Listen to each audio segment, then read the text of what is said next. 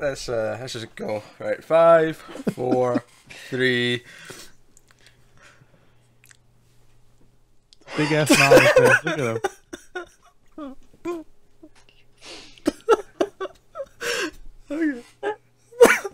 Hi everyone, and welcome to Almost Cancelled. I'm Peter. Mario's here. What's up, guys? Connor's here. Yeah, I am. Right, now we're going to talk about South of Hell, episode 1 from season 1, entitled Demons Are Forever. And this is a show for a TV network called WeTV, which I believe is a subsidiary of AMC, or that they own the channel, at least. They did something weird with this. This is a 7-episode season, and they aired all 7 episodes back to back on one night. Tonight, in fact. We only watched the first episode, and 2 things have become abundantly clear to me in this time after watching the episode. Is one, I think I know why they wanted to get rid of it all in one night. And 2, I never want to watch anything from WeTV ever again in my life. This might have been the worst first episode of any TV show I've ever fucking seen in my life. This was awful. This was garbage. This was worse than Gotham. This was worse than... This was fucking insanely horseshit. I knew, like, because we spoke about it before this, because we didn't even know that this was existing. We found it, and we said, do you want to all go watch the first episode? We'll come back and we'll talk about it, right? And if we like it, we want to talk about more of it, we'll arrange to watch the rest of it for the next couple of days or whatever. Literally 30 seconds into this episode, I'm like, no way in hell are we getting through any more of this. This is it. We were generous with, like, Into the Badlands, and you were like, are we really doing this? But, yeah, no, this takes the cake for by far the worst thing in the last year. Yeah. I guys, you know what? Fuck it, we're doing this in order, because there's so much to talk about here. First of all, what is with the editing and directing in this? The pace is like oddly sped up with the way it's cut in a really unnatural way. That feels like whoever edited this never went to editing school, never trained as an editor, and just thought he knew what it was doing. Well, it's on WeTV, so, you know, that's probably the case. Don't say that like, they've got a bad reputation. You never heard of them an hour That's ago. exactly how bad the reputation is. No one's even fucking heard of them. Even when shows are good, Peter's not this excited. I've never seen him this excited for anything. This is an excitement. It's got that weird. It's not too. I've seen it stronger in some movies, but it's got that weird cheapy, bluey, greeny tint that they like to put on like bad horror movies to try and make them feel like they're not that bad. But it makes me think it's just bad from the get go. Then we went to one of these things. Oh, by the way, we were joking before we watched it. It was set in South Carolina because we thought that was funny, because that's where our fellow mailed fuzzer Alan's from, and Skinner. Like a lot of the people we know are from South Carolina. But it was even set in Charleston, which is really nailed neck of the woods. That's who lives in Charleston right now. Is it Skinner that lives in Charleston? Skinner, yeah. I think his family's from Charleston. Right. Oh, maybe. I thought it was from Sumter. It doesn't matter, but it's that one of some of them are. It's in the area. It's in the area. Yeah. All these guys They've are mentioned around. it in passing as if they've been through there or whatever. So even if they don't live there, they're close by. They know it. Yeah. I'm going to have to ask them about the Charleston insane asylum and see if it's as I just want to know if the thing about the that's churches wacky. is true. There's more churches. I think it is. I'm pretty sure one of them told me that before. Ah. I think that's a true fact. That'll be the only good thing we took away from this show then. That I learnt a fact. The acting's horrendous. The narration, The the narration's narration really weird. from the brother felt so out of place and quick as well. That's that weird sped up thing. It felt the pace was just off. Yeah. Yeah. Just I was actually thinking as I was just before she started talking, like I've not seen Mira Sorvino in something since like the American Pie movies. Like she's not. She was in one with Kevin Spacey. Something beautiful, American Beauty. Oh yeah, that was around the same. That was before American Pie though. Was it? Yeah, that was I thought it was 1999. That was like the Yeah. same time as the first one. So, Mm. and I'm like, why have I not seen her in anything in like 10 years? Now we And know. then she opened her mouth, and I'm like, all right, okay. That's why I've not seen her in anything in 10 years. Yeah. Her transformation to the other demon thing. Why, you mean when she put on some lipstick? It was like the first time it happens with a boy. It wasn't even contacts, it was like these weird shitty CGI effects. Yeah, it was.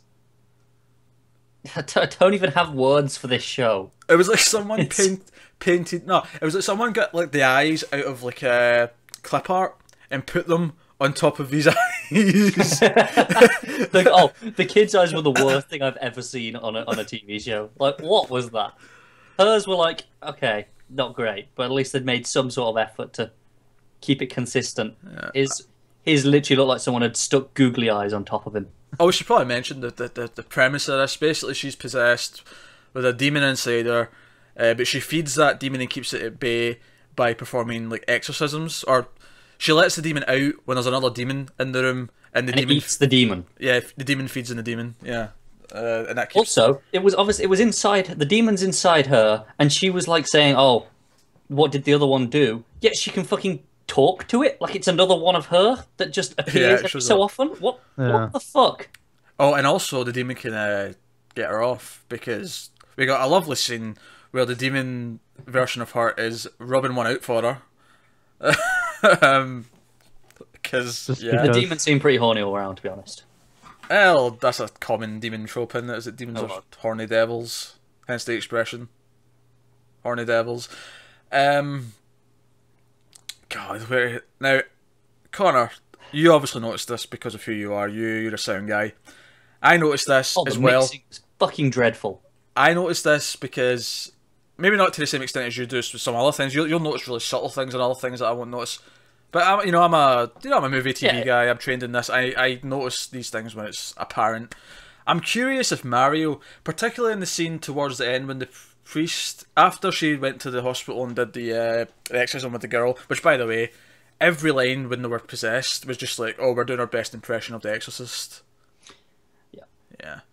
Bitch! Like, that sort of thing. But when the priest comes back to thank her at her place, there was like a solid 10-15 seconds where they were avoiding showing the actors' mouths in every single shot, and every single line of dialogue sounded heavily dubbed. Like, they didn't even try to mix it in. Awful idea. And the one time Peter lost his shit. It's so fucking bad. There was an even worse occasion towards the beginning. It was in the first bit where she was fighting the boy demon, like where she was like throwing them each around the room, and she was shouting at him. But with the way it was mixed with the music, I physically could not hear the words. It was so bad. See, I'll take that over this audio is clearly recorded in a different room at a different time. Oh, they're both inexcusable. Well, they are. If but- you're making it so I can't hear the dialogue, what the fuck is the point in having dialogue? So I'm curious, Mara, did you notice any of this? Did you? No. Oh god, I was hoping this was so obvious that even you were like, what the fuck is going on here? Just shitty. I noticed that. Oh shit. Oh god, everything about this was terrible. When her like her, I guess a landlord or whoever, Oh yeah, that was weird. and he comes over and he's like, that offer I made you last month still stands, and it's like, Was there something Well, that weird had a with weird the guy cut, playing too, it? He because- looked really really tiny with the That's way just he the was actor. framed. No, I don't know He if was it was. supposed to be a dwarf-ish. Have some I've, kind I've, of... seen- I thought that, but then it would look like he was framed like normal height in other shots. Oh, I don't know about that, but he is a sort of weirdly sized actor. I've seen him in other. Yeah, but then it was framed weirdly Yeah. in some shots where he looked like he was full size, like on like level with her. Oh, he's probably standing in a box. Yeah, but make up your mind. Like consistency. Which one are you going to go for? Yeah, I did notice that when she pushed him, that was cut out weird. Like, Yeah, it was a weird cut. Yeah. Yeah. See, all Mario of a noticed sudden, he was editing. just flying. Like, Yeah, yeah. when- there's no movement there. You know what? I'm proud you at least noticed that, Mario. There was like a weird edit there. There was. It was fucking bizarre. It was even before that. In the opening scene, when she's just on the phone, there was a couple of weird edits that really stood out. And I was just like, oh god, we're in for something like this. I actually, this feels like a student made it. Yeah. Well, it feels like a YouTube video. Like some guys that are like in film school, they're like are trying to make, some kind of film, and they put it on YouTube, and they happen to have someone happens to know an actress, and they get her YouTube video. And that's even an insult to like students and YouTubers, because like I honestly, I feel like this isn't even someone who's in film school. I feel like this is someone who's studying law who thinks they can make a film. Because I don't know, maybe I'm obviously biased here, but I honestly think my last student film was better, at least on a technical level, was better produced than this. Because this was atrocious. I had fucking sound mixing anyway, I'll tell you that. God, this was, I actually can't believe how bad this was. And we were saying before it as well, oh, this came out of nowhere. So did Mr. Robot, you never know. Yeah, I take that back. Yeah, well, it had some decent names attached to it, and it seemed like it could be an interesting concept, and it could have been. Like, I feel like most of what's wrong with this is in the execution. Yeah. Yeah. I mean, the script's not great either. Like, I feel like it's really you can work from that. Like, you can improve on that. It was really derivative of other, like, exorcism or possession movies, but yeah, I mean, the concept could be fine. Even the script could be fine in maybe someone else's hands, but everything about the execution was awful. And I looked it up. Eli Roth directed this episode. Really? Really? Are you sure? Are you sure that someone isn't just pretending to be in? According to IMDb, I found a picture on Google that had he was in there. He was on set photos. He was, according to IMDb, he directed this pilot. Well, he did a shit job, didn't he? Well, and then that's what we're saying is that when you hear something like that, and you see the premise, you think, this could be decent. This could be something fun. This could be something worth checking out, and it wasn't. No, it was just not. In case anyone's wondering, why did you guys watch this piece of shit? This is why we watched this piece of shit. We watched this piece of shit, so you don't have to. Yeah, that's I can't. And then we really even spoke about the junkie brother, who I didn't even realize. The most capable junkie I've ever seen. Yeah. I didn't realize he was a junkie. Exactly. That is exactly what I was going to say. Until the landlord said he's probably shooting that up, I'm like, wait. Nothing about everything I've seen him remotely seems like he'd be a junkie. He seems very, like very in control of his life. Very normal. If anything, I thought the whole thing was that she's weird and messed up, and he's really normal, and then she's gonna feel guilty for like dragging him into her mess. Okay, that makes sense. Yeah, that's what I thought it was at first. Yeah, but no, he's supposed to be a junkie and hanging out with weird chicks that just walk around in their underwear and talk about banging out. To give the show a tiny bit of credit, and I mean the tiniest bits of credit, I'm assuming that the house he broke into and then that woman just walked out in her underwear and basically offered sex, I'm assuming that that's a demon that's playing with them. Was that the same woman that was in the car at the end? Yeah, I think that was supposed to be the demon eyes, didn't she? Right. So I guess that works, right? I guess. I mean, other than the fact that she didn't have her demon eyes on then, so was she even in demon mode? So why was she like that? Oh, I don't know. Every other time we saw it, there was like distinctly demon mode, normal person, depending on what their face was. We got that wonderful scene where the brother goes to like the club, and his drug dealer threatens him, like every other drug dealer threatening a junkie scene in every other movie or TV show you've ever seen.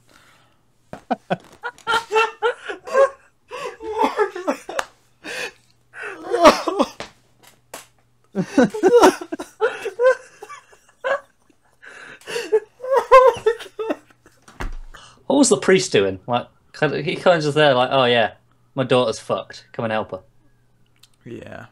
Yeah, and I'm gonna lock you into his room until you battle her out. Either one of you guys is gonna die. Yeah, that was a kind of a dick move. Also, there's a lot of conveniences, I felt like. Just the way he seemed to know her, and they were all connected. She even asks a lot, like, how do you know all these things? Like, You keep bringing up specific things, and you don't have any way of knowing that. So, needless to say, episode 2 will not be reviewed by us.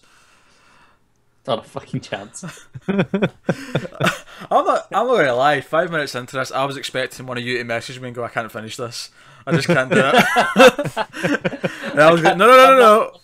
There was a point where I was just like, I was making my dinner, and I was just like, I'm not even going to pause it while I go and sort it out. I'm just going to just leave it. Yeah, I was looking up solutions for iTunes while watching. I was like, I don't even care. I was thinking, maybe I should write my coursework while I'm watching this in the background, because it'd probably be more interesting. Yeah, this was ungood. That's For sure. That's the mildest way of saying it possible. like, it's one thing it not being good and being a disappointment or whatever. Not that we had a huge amount of expectations, but this legitimately might be the worst episode of television I have watched in years. At the least, I mean, I'm finding it hard to argue. like, I shit in Arrow a lot. Arrow season 3 was awful, but not a single episode in Arrow season 3. Yeah. At least Arrow season 3 succeeded on most technical levels. Yeah, there was sound mixing, The fight scenes always look decent. there was editing, there was like It actually worked still. there was dialogue that didn't like cut so close together that it felt like it was going at a breakneck speed. Okay, I think we're done. I think we're done talking about this. What a piece of absolute garbage, awful shit. I could, you know what? Give me 48 hours. I will go and knock you out a better 40-minute episode. Like, I shit you not. Like, it sounds like a really arrogant thing to say, and I would never say it about even really bad stuff, right? Because it's so hard to make movies and TV. It's so fucking hard. But every so often, you watch something like Birdemic, you watch something like this pilot, and you say, I can do better than that. I've never seen Pete so passionate about hating something before. Mario, you infected him somehow. This was fucking awful. It was awful. I will cherish every other show I have on right now so much more after this. Because it could be so much worse. Guys, we thank you for suffering through this review. That has been... what was this called? South from Hell or South to Hell or something? South of Hell. South of Hell. South of Hell. Okay. This has been the review of South of Hell, episode 1. Do yourself a favour. Don't watch. What bollocks. Don't watch it. Oh man.